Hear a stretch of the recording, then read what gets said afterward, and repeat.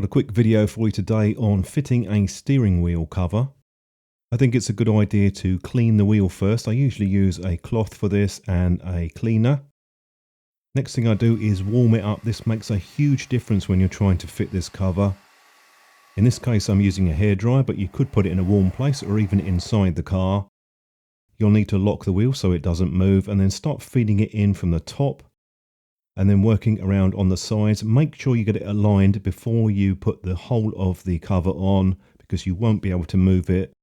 Obviously a steering wheel cover that moves when you're driving isn't a good idea. But if you have followed that advice and warmed it up beforehand, it is much easier fitting the wheel cover than if you just put it on when it's cold. Hope that video helped. I've tried to keep it nice and short for you. Thanks for watching.